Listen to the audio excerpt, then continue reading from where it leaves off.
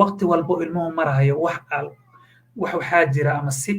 khaas oo inaad oola tacaamusho la rabo xataa boonbalayaashan iyo bahlan ay geemanka iyo ilmaha ciyaarayaan sida loo soo ciyaarsiinaya waqtiyay kala leeyihin ilmuhu waxaa jira caqliga kobcinhaya wax dhisahaya xaggan ka dhisahaya luuqadiisa dhisahaya. السلام عليكم ورحمة الله وبركاته أصحاب آدي إدين سلامة وحرجينا يا دمانتين إناد في عنتين ومركلة إيه برنامج كله سداد أول هربنا ولا سعتين إن برنامج كان سيدو كله وحمرتي إنه هو مركلة دكتور عبد القادر حسين وحاو كنت تخصصي اخترك إن عذر هذا كله عرورته وحاو كهول كلا إن مجالة النيروبي دكتور عبد القادر وكفر أحسن هاي سودو وهذا ويسويبو جزاك الله خير ما شاء الله دكتور عبد القادر يا مانتا أنا وحينو كوض حد للدورنا برنامج كسابسن حاجة كبعدة أما كوريتان كأن عرورتا مركا أينو كحد لينو دكتور عبد القادر وتاسي بل وحير إنه قيح كبعتان كأما كوريتان كعرورتا بل إنه يرى شرح kobcitaanka insha Allah maanta horta waxaan ka hadlaynaa kobcitaanka ama wax development assessment loo yaqaano kobcitaanka carruurta ama developmental disorderska ama xanuunada ka imaan kara kobcitaanka carruurta sida loo ogaado kobcitaanka carruurta waa sida jirkiisa cunugu markuu korahayo oo jirkan uu weynaanayo waxyaalo fara badanaa looga baahan yahay oo qaybaha looga baahan yahay oo stage walba ama meel walba uu marayo intuu leeyahay cunugu in heer ay kobcaan ayaa loo baahan yahay marka kobcitaanka guud ahaan waa cunugu markuu jirkiisa korayo in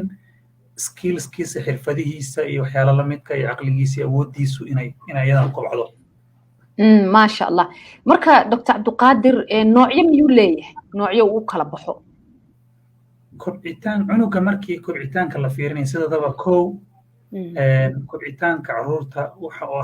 asal u ah waa kobcitaanka maskaxda ilmuhu markay dhashaan maskaxdooda mar walba way sii kobcaysaa maskaxda weynaanayso kobcaysa wuxuu cunugu awood u yeelanayaa marka qaybo ka mid ah inuu xirfado uu kobco kow waa moota awoodda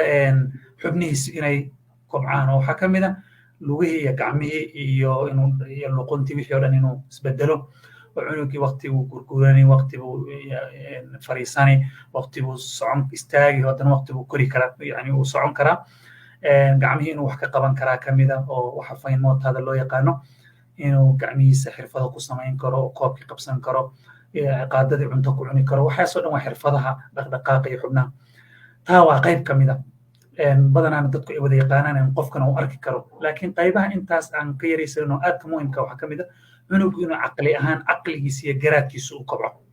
waxaa kaloo ka mid ah cunugii in social interactionkiisa uu kobco social interaction bulshada si oo la tacaamuli lahaa waalidkiisii baa ka bilaabanaya carruurta walaalihiisa iyo carruurta kale iyo bulshada kaleba kobaca marka uu social yani bulshada dhinacaasna uu ka kobco waa muhiim waxaa kaloo ayadana aad muhiim u ah luuqadii cunugu inuu ka kobco kolka hore interactionkii qofkii yani sida loola tacaamuli lahaa kadibna luuqadiisa inuu ka kobcdo kolka hore daadayada yaryaroo la fahmaynin buu dhahaya kadibna hal eray buu baranaya kadib dhowr eray inuu isku daro kadibna luuqad fiican uu yeesho luuqadaana waa inuu ka kobco marka qaybahaasoo dhan waa qaybaha kobca ka mid ah muhiimka ah waaye oo qofkii muhiim u ah aad carruurta muhiim ugu ah marka dr cabdiqaadir sidee loola socon karaa ilaan in lala socdo waaye carruurta ma ogtahay sida aad sheegtay maskaxda inuu ka koro iyo waxyaabo badan hadalkii oo kale waxaasoo dhan marka aad fiiriso sidee loola socon karaa yeesa tahay inuu mataqaanaa uu la socdo horta waxaa jira mahmaa af sawaaxiliya oo dhahaysa fasirkeeda haddaan fasiro shaqadu ma aha dhalitaanka ilmaha inaad iska dhasho shaqadu waa ilmaha inaad koriso koritaanka carruurtu waa shaqo taas run waay marka Soomaali haddaan nahay badanaa diyaar waxaa laga yaabaa diyaar uma nihin kolka hore markii la isguursado oo ilmo meesha u imaanayo cuntadii iyo gurigii iyo meeshii la seexanay waa laga diyaariyaa laakiin dadka badanaa saaraan culays iyo awood inay bartaan sida ilmaha loo koriyo inay bartaan ama koos u qaataan ama internetka inay galaan bartaan ama intay dhakhaatiirta u tagaan ay sii bartaan marka wadamada horumaraya dadka waxa saxda in la sameeyo waxaa waaye kow hooyada ilmaha ugu hore uurka ay tahayba inay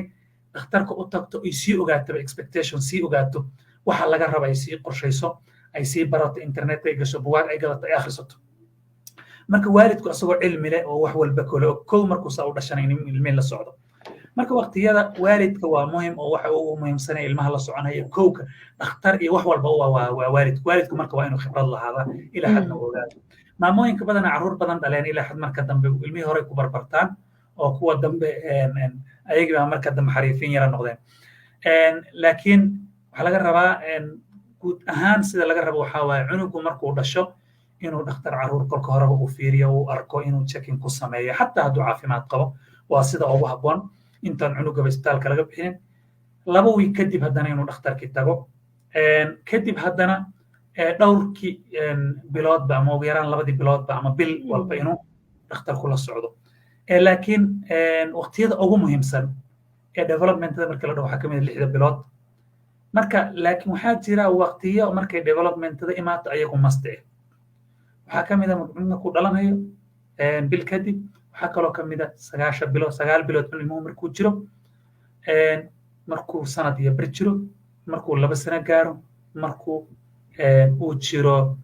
maxaa la dhahaa 2 sano iyo bar haddana markuu 4 sano gaaro waxbarashadiisii wixii la fiirinayo iyo wax la geyn karo iyo wixii la midka iyo waqtiyadaas kadib ilaa 5 sano ilaa 6 sano iyo markii la assess garaynayo haddii maaragtay cunugan waxbarashadiisii wixii la midka waqtiyadaas marka waa muhiim in cunugii dhakhtarku la socdo laakiin guud ahaan waalidku inuu cilmi lahaado oo mar walba qofkiisa uu heerku joogo la socdo waxaa kaloo ka mid ah meeshan aan rabaa inaan ka sheego la socodka ilmaha la soconayso waqti walba ilmuhu marahayo wax waxaa jira ama si khaas oo inaad oola tacaamusho la rabo xataa boombalayaasan iyo bahlan ay geemamka iyo ilmaha ciyaarayaan si loo soo ciyaarsiinayo waqtiyay kala leeyihiin ilmu waxaa jira caqliga kobcinhaya wax dhisahaya xaggan ka dhisahaya luuqadiisa dhisahaya cilmigiisa caqligiisa dhisahaya waxaasoo dhan appropriate maaragtay ay leeyihiin boombalooyin iyo geemam iyo waxay la ciyaaraan oo ageka iyo da'da loogu kala talagalay baa jira waxaa marka haddaada ogeyn dhakhtarkii kuu maaragtay kugu caawin lahaana aada u tegin waxay iska noqonaysaa marka guessing game iyo maaragtay inaa ilmihi uun bulshada iskaga dhex koro isagoo si fiican wuxuu raba haa صح marka dr cabdiqaadir ka waran sidee lagu ogaan karaa cunuga hadii kobcitaankiisa ama koritaankiisa uu daaho